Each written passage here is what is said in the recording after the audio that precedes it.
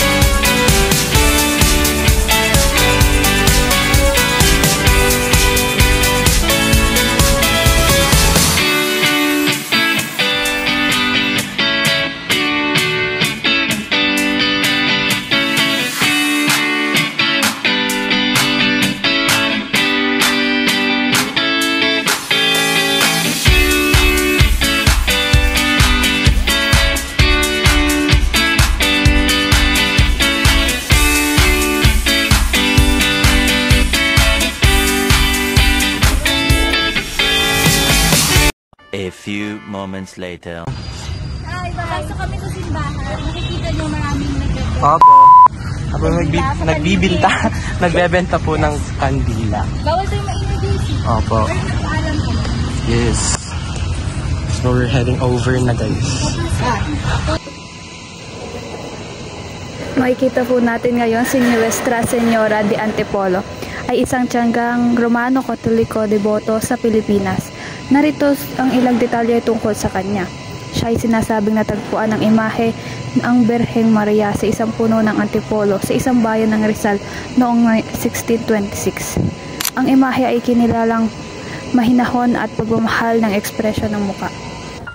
Yung details niya is detailing siya. Kahit saan ka pa. Yes. Ang grabe. Few inches later. So, makikita po natin dito yung napakagandang detalye ng simbahan, San Pablo Cathedral. Anong masasabi mo, na mesmerize ka ba? Oo, kasi mahalin tulad yung interior niya sa mga simbahan sa mga ibang bansa. Yes. And ang pagkakaalam ko po is napakatagal na tong simbahan na to. Ikaw, Ramay, masasabi ka ba? Ang masasabi ko lang dito ay sobrang ganda, napakalawak na simbahan dito at ang gaganda ng mga santo dito na parang gusto ko na magsimba. Ikaw, Jimwell, may masasabi ka ba? Dahil bilang parte ng research na ito, ano masasabi mo sa simbahang napakalaki? Parang sinipag ako magsimba ngayon. Wow! But napaganda sa simbahan. Bukod sa madaming tao, marami kang makikilala sa... Yes. Amen. Charot. Ako'y na-mesmerize rin sa... Ako'y na-mesmerize rin sa laking ito tsaka sa mga detalyeng mga nakita ko. Yes, ikaw. Kita naman natin na naging moderno na to, pero nakita pa rin natin yung mga lumang mga na nagpapatibay din dito. Ikaw? Siyempre as a new generation, parang nakakapangilabot na tumayo dito dahil makasaysayan to, dahil sa lamas may nakasulat na 1816. I think yun yung time na binuuto, and parang isipin nyo like nakadalawang siglo na to and still nakatayo pa din siya, so makasaysayan pa. Yes, as yung mga details nitong simbahan nito is very napakaganda and ano man tawag doon? Yes, classic. Oo, classy yung yung details with golds and iba't ibang. Nandito din sa loob yung pinakamalaking instrument. Ang ganda ng simbahan. Bilang bagong henerasyon nga, sabi din ng akin mga kagrupo is parang nakakakilabot na makatayo sa loob ng simbahang ito. 2 hours later. Hello po, nandito po kami and mag-ask po kami ng question sa mga mas nakakatanda po sa amin and yung nagtagal na po dito sa San Pablo Cathedral Church po. And hello po, ano pong pangalan nyo? Corazon Reyes. Po? Corazon Reyes. Ilang taon na po kayo? Ay, 76. Ano po? Tanong lang po namin if hanggang or kailan po kayo nag-start magsimba dito sa church? Simula na ako bata, ako nasimba dito. Dito ako pinanganak sa San Pablo. So dito rin po kayo bininragan as in dito po talaga Oo. lahat. Ano And- pang tanong? And ano po yung mga pagbabagong napansin niyo po dito sa church?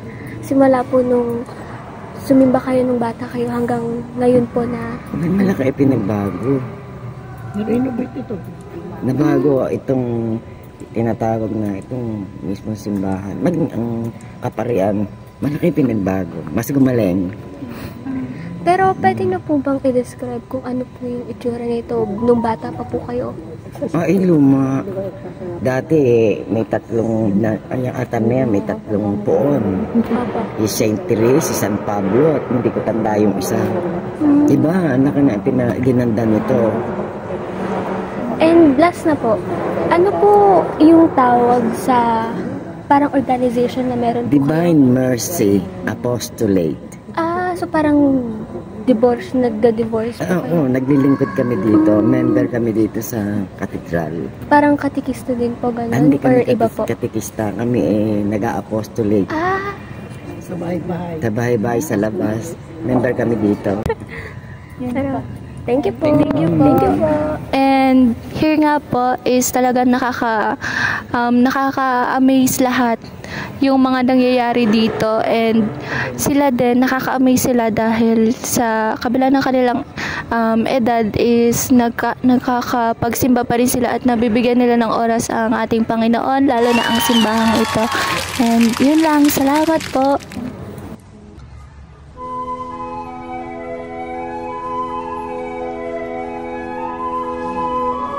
One eternity later.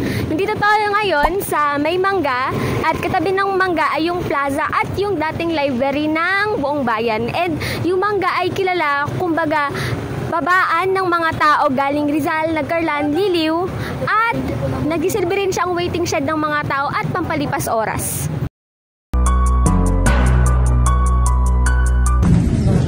So, bababa na po kami. Ito po ang pinakasampalok. Bababa na po. Dito ka pwede na tayo mag-vlog. Uy, may tilapia. Sige, pag ako gumulong dito, tamo, bowling. Strike.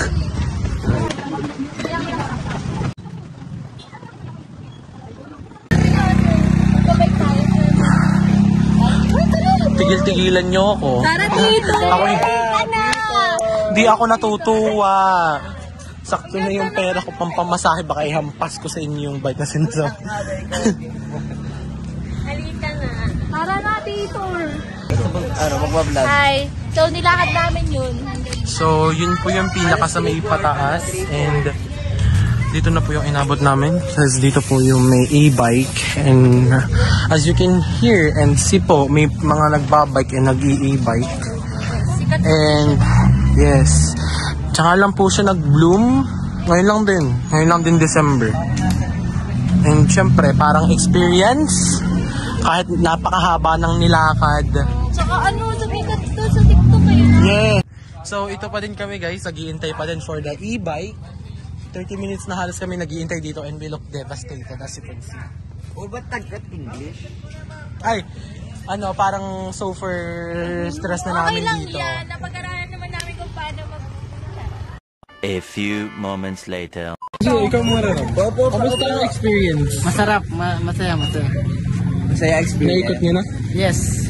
Sobrang presko ng paligid. Madami kayong nakitang magagandang tanawin. Madami. Hindi, Ilang person na? Alin? Wala. Yan, so nauna na po silang dalawa na sumakay po sa e-bike dahil sakay na tong dalawa. Oo, ito.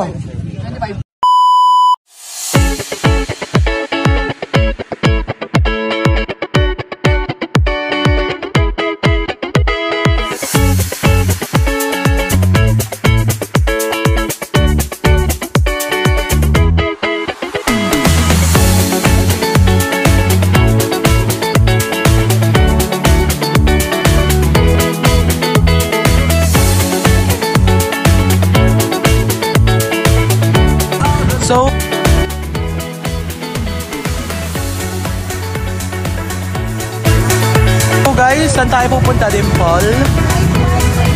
Kita-kita niyo naman, di ba? Night na. Ayan, so pupunta po kami dun sa madami pong food court.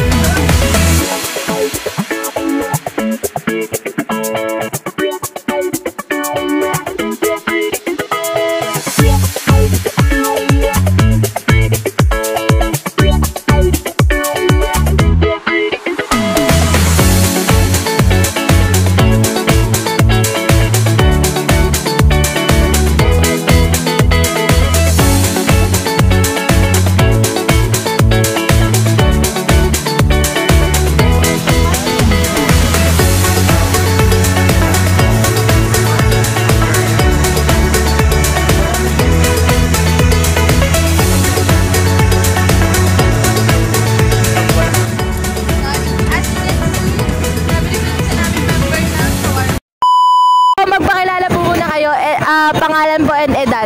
I'm Ramon Nabelion po, 17. And taga dito po talaga kayo sa San Pablo? Yes po. Yes po. Yes po, yes. Dito na po talaga kayo lumaki? Yes. Ang topic po kasi namin ngayon is night market. Lagi po talaga kayong nandito. Dito po kayo bumibili ng mga pagkain. Bihira lang po. Bihira lang. Nasikip kasi. Kuya naman.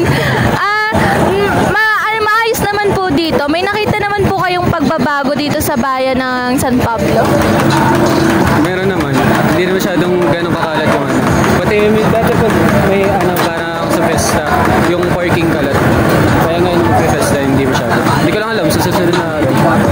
So, ito na po. Ano po kayang masasabi nyo dun sa mga tao na bumibisita dito and nag-e-enjoy po sa bayan ninyo mismo?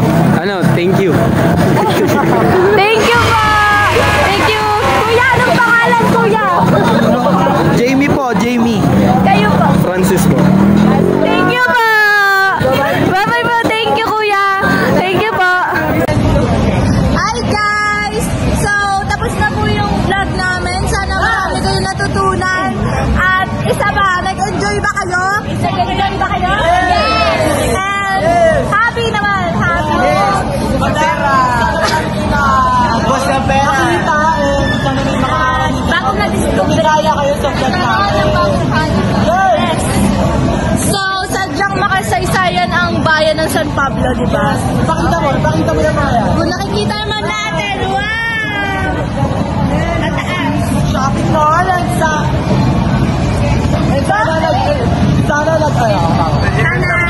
Ayan, sana may napulot kayong aral dahil napakalaking bayan ng San Pablo!